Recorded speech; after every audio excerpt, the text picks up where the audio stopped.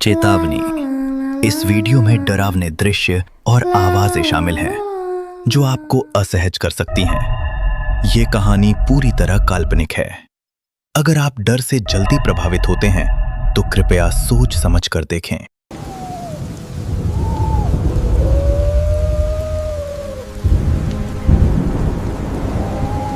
स्वागत है आपका एक आवाज में। क्या आपने कभी महसूस किया है कि जब आप घर में बिल्कुल अकेले हों, चारों तरफ सन्नाटा हो और तभी कोई पीछे से आपके कान में फुसफुसाए? आज की कहानी कुछ ऐसी ही है। एक ऐसी आवाज जो आपको आपके अपनों की लगेगी, लेकिन असल में वो मौत का बुलावा है। हेडफोन्स लगा लीजिए, क्योंकि आज रात आपको नींद नहीं आने वाली।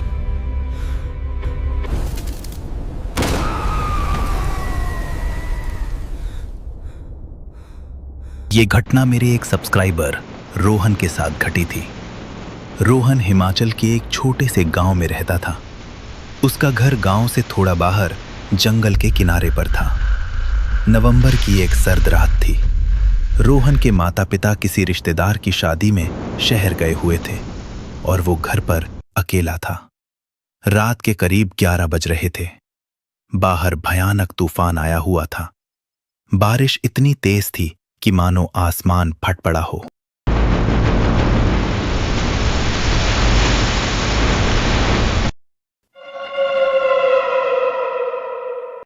तभी अचानक पूरे गांव की बिजली गुल हो गई। रोहन ने अपने फोन की फ्लैशलाइट ऑन की और मोमबत्ती ढूंढने लगा। तभी उसे बाहर से एक आवाज आई।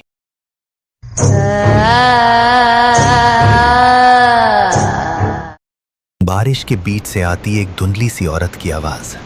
रोहन, बेटा दरवाजा खोल।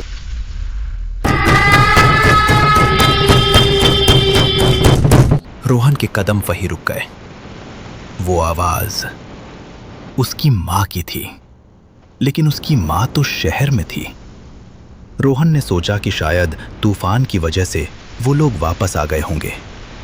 वो दरवाजे की तरफ बढ़ा। उसने कुंडी पकड़ ली थी कि तभी उसका फोन बजा। स्क्रीन पर मां लिखा था।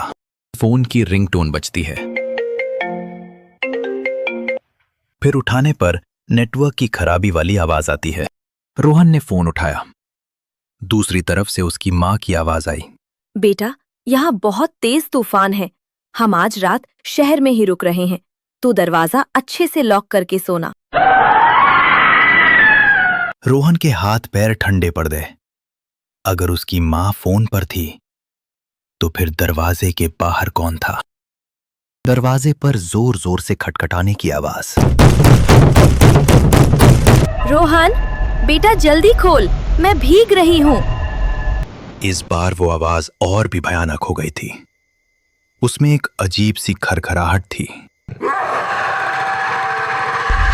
रोहन पीछे हटा। उसने खिड़की से बाहर झांकने की कोशिश की, लेकिन बाहर घुप अंधेरा था। तभी आवाज बदल गई। इस बार वो रोहन के बचपन के दोस्त की आवाज थी, जिसकी 2 साल पहले एक एक्सीडेंट में मौत हो चुकी थी।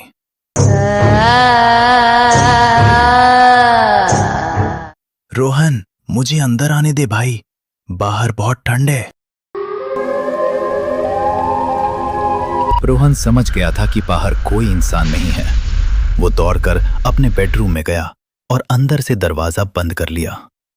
उसने खुद को रजाई में छुपा लिया और कांपने लगा। बाहर तूफान शांत होने लगा था, लेकिन घर के अंदर का खौफ बढ़ रहा था। वो चीज जो कोई भी थी, घर के अंदर आ चुकी थी। रोहन को दालान में भारी कदमों की आवाज सुनाई देने लगी। थप थप थप। वो कदम रोहन के बेडरूम के दरवाजे के ठीक बाहर आकर रुक गए। सन्नाटा छा गया। रोहन की सांसें अटक गईं।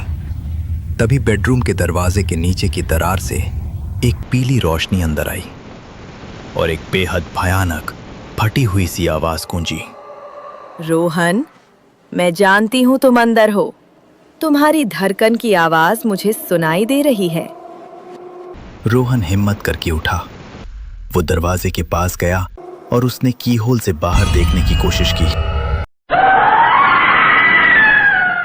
रोहन ने कीहोल से झांका। बाहर कोई इंसान नहीं था। कीहोल के ठीक दूसरी तरफ एक लाल रंग की भयानक आग उसे ही घूर रही थी और वो चीज फुसफुसाई। देख लिया मुझे।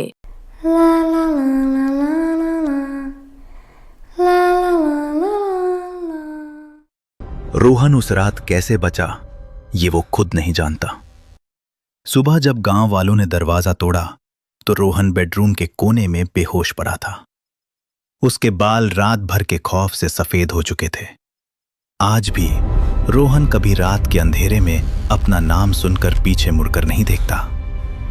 दोस्तों, हमारे बड़े बुजुर्ग हमेशा कहते थे कि अगर रात में आपको कोई आवाज पीछे से आपका नाम लेकर पुकारे तो कभी पीछे मुड़कर मत देखना, क्योंकि कभी कभी बुलाने वाली आवाज इंसानों की नहीं होती। अगर आपको एक आवाज़ की ये कहानी पसंद आई हो तो वीडियो को लाइक करें और चैनल को सब्सक्राइब ज़रूर करें। कमेंट्स में बताएं कि क्या आपने भी कभी रात में कोई अनजान आवाज़ सुनी है। मैं मिलूंगा आपसे अगली कहानी में। तब तक के लिए सुरक्षित रहें और रात को दरवाजे अच्छे से बंद करके सोएं। Good night.